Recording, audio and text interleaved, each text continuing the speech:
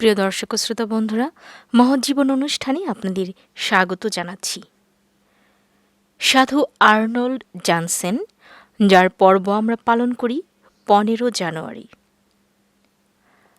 Arnold Jansen 1837 খ্রিস্টাব্দে জার্মানিতে 5ই November জন্মগ্রহণ করেন।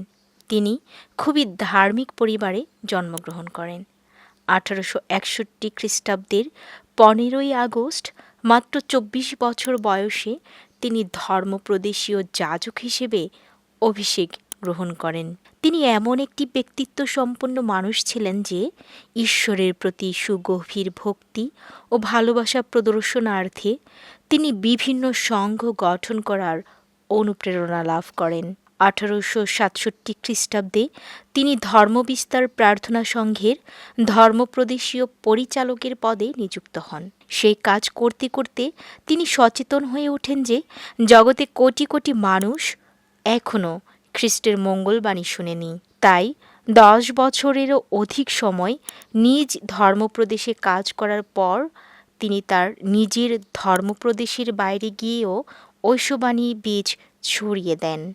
তিনি 1875 খ্রিস্টাব্দের 8ই সেপ্টেম্বর নিজের উদ্যোগে হল্যান্ডে ঐশবাণী প্রসারক সন্ন্যাস সংঘ স্থাপন করেন। খুবই সাধারণ ব্রত গ্রহণ করে এই সন্ন্যাস সংঘের ফাদারগণ মিশন কাজে বের হন।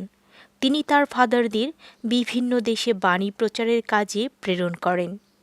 যে সমস্ত স্থানে এই মিশনারি সন্ন্যাস সংঘের ফাদারদের পাঠানো হয়, খুব শীঘ্রই সেসব স্থানে এই ধর্মসংঘের সদস্য সংখ্যা বাড়তে থাকে।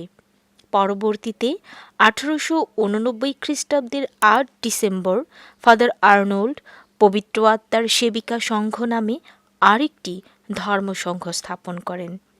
এই সংঘ স্থাপনের প্রধান উদ্দেশ্য হল যেন এই সংঘের সিস্টারগণ মিশনারি কাজকে ত্বরান্বিত এবং যুবতী মেয়েদের শিক্ষাদান কাজে নিজেদের নিয়োজিত করতে পারে।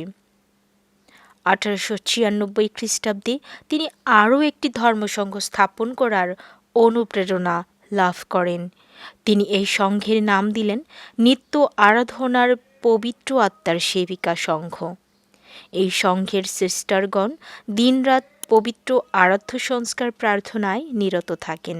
জ্ঞান, ভালোবাসা, স্মৃতি মৃত্যুর পরও অমর হয়ে থাকে, ঠিক যেমনটি ভাবে আর্নল্ডের জীবনে ঘটেছিল। 1909 খ্রিস্টাব্দের 15 জানুয়ারি আর্নল্ড মৃত্যুবরণ করেন। তার জীবনটা পূর্ণ ছিল ঈশ্বরের ইচ্ছা ও পরিকল্পনা জানার জন্য অবিরাম সন্ধান করা। রোমের সাধু পিতরের মহামন্দিরে 2003 খ্রিস্টাব্দের 5 অক্টোবর পোপ দ্বিতীয় জন পল তাকে সাধু শ্রেণীভুক্ত করেন।